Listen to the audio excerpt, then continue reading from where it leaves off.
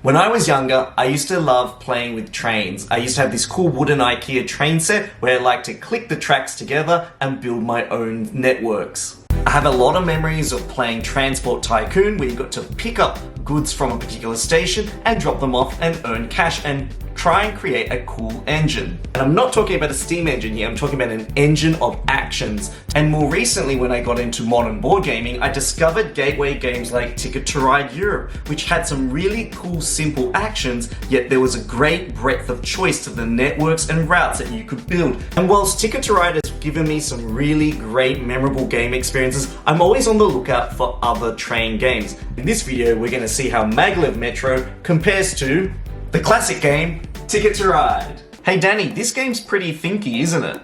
I totally agree with you. It's a game that definitely trains your brain.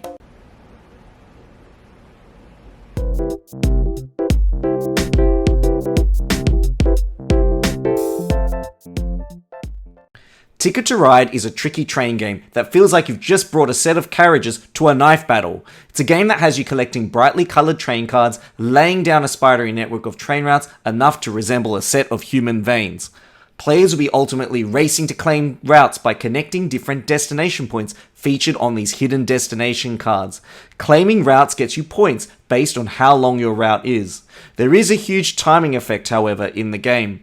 You can work towards claiming a long route by hoarding those carriage cards or snap up these shorter connections to block other players off. It's a game that often feels like you're cutting it down to the wire. Score the longest route at the end of the game and gain extra points. It's all a game about not missing your opportunity, or your train stop for that matter. Maglev Metro is a modern marvel of train gaming. It introduces these fancy Perspex transparent hexes which can be layered on top of other hex tiles to create this subway map effect. Very clear, isn't it? Throughout the game, players will be driving these rad looking metal trains around the map, picking up passengers and robots from one hex tile and dumping them on another.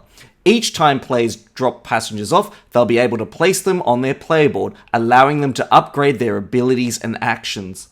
It might be increasing your train capacity, or even unlocking new stations. I guess all of those train proposals have finally paid off. It's a game that has a sense of rush about it. Rush here to pick up these passengers and drop them off like a FedEx delivery service. Tunnel under other players' transparent hexes and watch your network grow. It's a fun engine to build that levitates your game strategy. Bonus scoring cards help to focus your strategy on specific elements of your train network. Maglev Metro may just be that tricky train game that has you building your best tracks. When comparing the strengths of Ticket to Ride and Maglev Metro, Ticket to Ride is far more interactive. It definitely plays better at the higher player count because players have a greater chance of getting in the way. When you're playing at the lower player counts, you kind of have a lot more freedom. At the higher player counts, I kind of like to describe Ticket to Ride kind of like a funnel effect, where basically at the beginning of the game you have all these different options, but as you progress towards the end of the game it feels far more constrictive as the boards and the routes get claimed by all the players. The route building in Ticket to Ride is really tense, the game feels constrictive, and sometimes the choices are really tough. Each decision that you make in Ticket to Ride feels heavily weighted, because do you try and fill in all those short routes really quickly while you can, or do you try and aim for a long route? And when you've got two destinations you want to connect to that are on other sides of the board, how do you try and create your route so that they're set up in a way that it connects them together? There is a cool navigational puzzle in the game that keeps bringing me back to the game. Another thing that I really like is that it has a very satisfying feeling to it. When you do complete those large, long routes, seeing your victory point marker, zoom ahead of the other players is incredibly cool. And because the victory points are calculated in real time, the players can really gauge where their stance is in the game. Something that I really appreciate in Maglev Metro is the openness of the game. Here, even though there's this sense of rush towards trying to pick up the passengers and drop them off at their respective stations, a lot of the competition isn't on the routes themselves, but actually the stations that players build. Players might build, a studio station, unlocking a particular colored passenger, and all of a sudden that passenger becomes hot commodity. Everyone's trying to rush to open up their ability to carry those passengers and build routes that spider out from that station. I really like the fact that You know, you've got so many different options on your board at the beginning of the game. And whilst you have a lot of options, the scope of those options is very limited. In some ways, I kind of describe it as the reverse funnel effect, where you've got all these things you can do, but you can only do very limited quantities of it. And then throughout the game, as you drop those robots off, you can then upgrade particular actions and really hone in on particular play styles and strategies. You know, one game it might be your ability to refill a station really quickly, and another game it might be, you know, opening up your ability to build multiple tracks that kind of extend to the exterior of the board.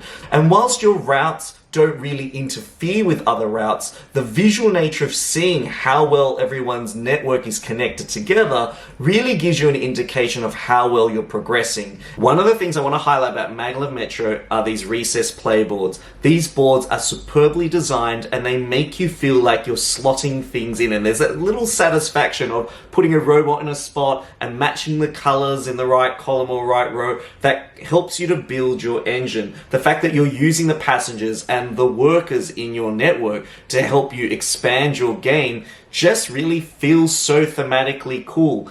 When looking at the weaknesses, Ticket to Ride feels a lot more cutthroat. If you're playing with the base game rules, you know, if you don't really like crowded situations where everyone's getting in each other's way, then that's probably a game that you're probably going to want to avoid. I do prefer the Europe version, mainly because it has stations that players can use that allow you to borrow other people's train lines, and I like that open sense of flexibility. Also, the different train routes, you know, there's ferries and also tunnels that kind of add a little bit more complexity to the route building.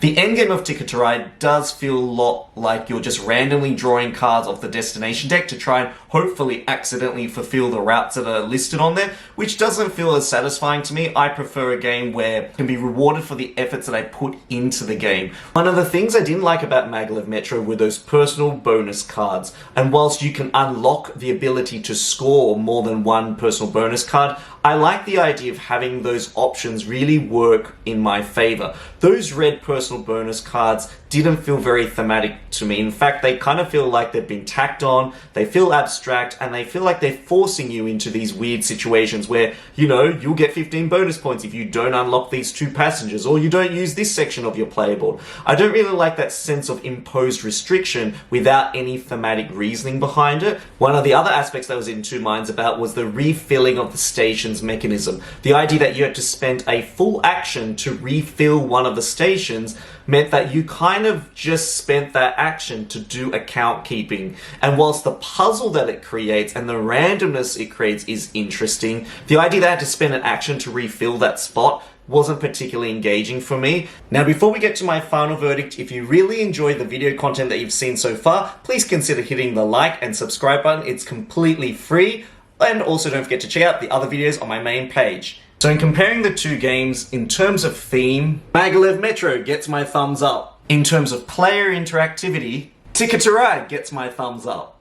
In terms of innovation and engine building, Maglev Metro gets my thumbs up. In terms of the tension building and weighted decision making that solely hinges on your strategy, Ticket to Ride gets my thumbs up. So in considering my final verdict, which of the two games do I think is better? I definitely think Ticket to Ride is a fantastic gateway game. If you're someone who really wants to dive deep into Euros, Ticket to Ride is a great game to start with. Not only is it so simple to learn, but the depth of the strategy and the cool interaction definitely lies within it. I definitely feel like the game plays way better at the higher player counts, and at the lower player counts you don't really get the full experience of, you know, the constriction of the board. It feels a lot more freeform, and if you like playing a lot more freeform, then maybe play this at that level. In terms of Maglev Metro, I definitely love and appreciate the innovative design. Those Perspex hex tiles and the idea of replicating those really cool network underground maps is just something that appeals to me so much. I love the thinkiness and the puzzle that you have to solve in Maglev Metro, and I definitely think it is a next level train game up from Ticket to Ride. The winner for me is Ticket to Ride Euro. Thanks once again for joining me for another Board Game Sanctuary video. If you really want to support this channel and help it grow, don't forget to head over to my Patreon page. And if you're a Patreon supporter, thank you so much for being a supporter. Thanks for making it this far in the video. This is Danny signing out. Hope your next game is an amazing one. Goodbye.